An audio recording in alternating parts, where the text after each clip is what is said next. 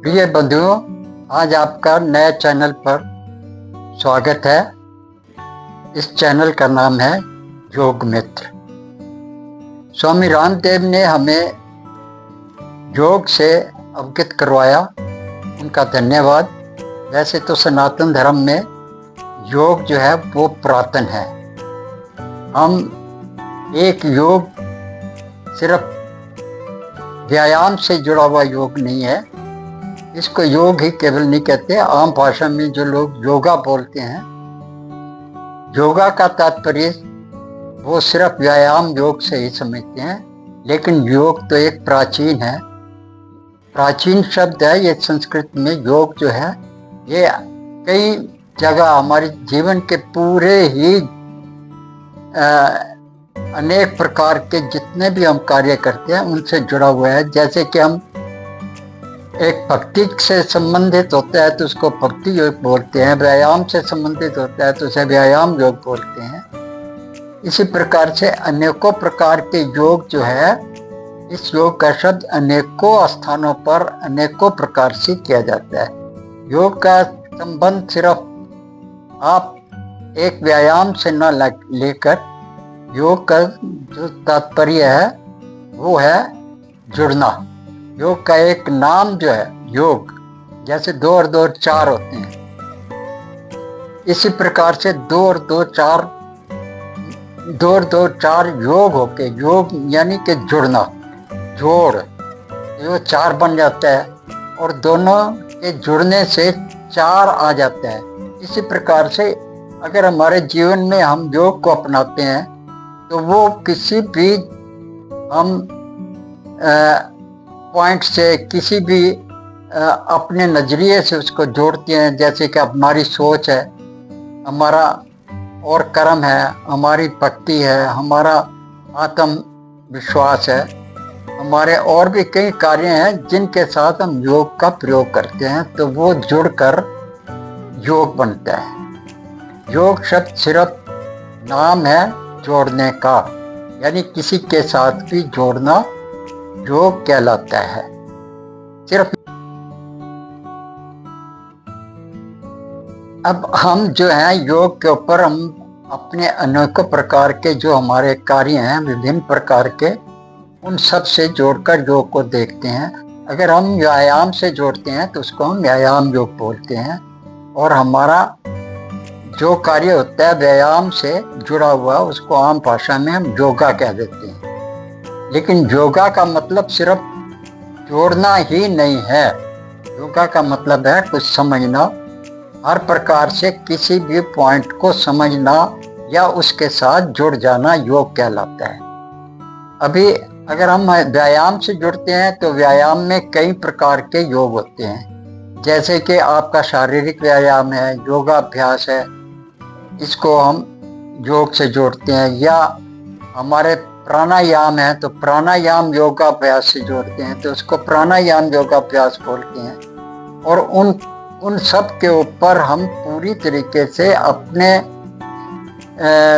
विश्वास को लेकर, अपने पूरे तात्पर्य को लेकर अगर उसके साथ हम कार्य करते हैं तो उसका लाभ होता है।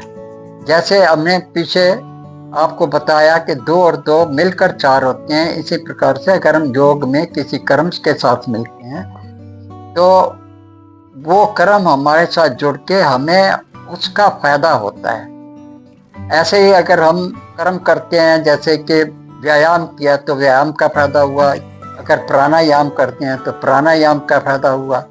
इस प्रकार से हमारे योग जो है वो अनेकों स्थानों पर अनेकों ही प्रकार के योग बनते हैं।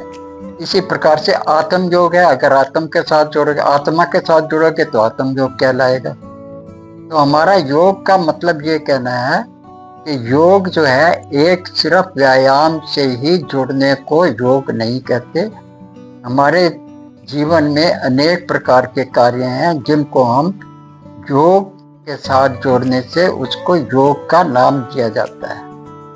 तो योग हमारे सबसे पहला, अगर हम इसको देखें तो हम कर्म योग को उसके साथ लेते हैं। कर्म यानी कि हम किस प्रकार का कर्म करते हैं, उस प्रकार के ही योग का नाम उसके साथ जुड़ता है।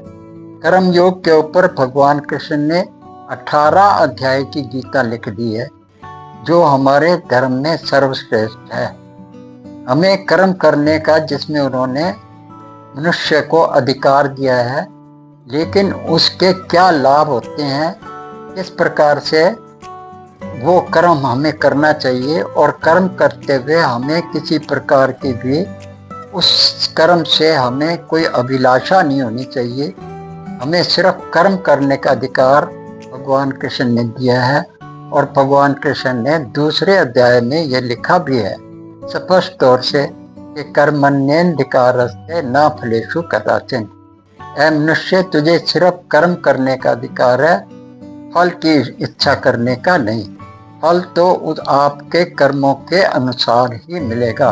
अगर आप अच्छे कर्म करोगे तो आपको फल अच्छा मिलेगा। अगर आप गलत रास्ते पर चल रहे हो, भगवान ने हमें हर व्यक्ति को आंखें, दिमाग, पैर सब कुछ दिया है।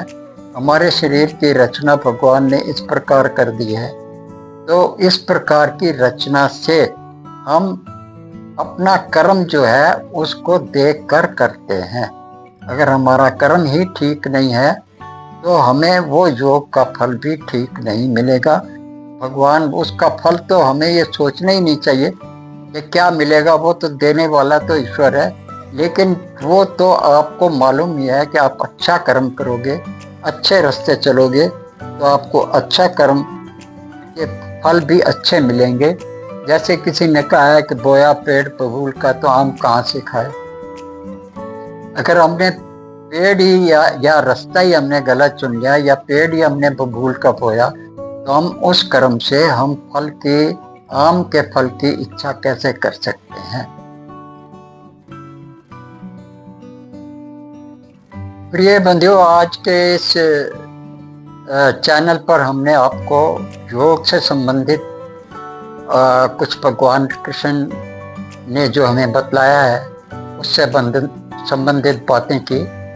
आने वाले वीडियो में हम आपको आगे और योग कैसे कैसे हम योग के साथ जो इस योग शब्द से किस प्रकार से जुड़े हुए हैं, ये चर्चा हम अगले वीडियो में आपके साथ शेयर करेंगे। प्रिय बंधुओं, अब मैं आपसे विदा लेता हूँ। आज के इस योग की वार्तालाप में हमने आपको जो कुछ बतलाया उसके लिए, और आपने हमारे साथ जुड़कर जो हौसला बढ़ाया, आपका धन्यवाद।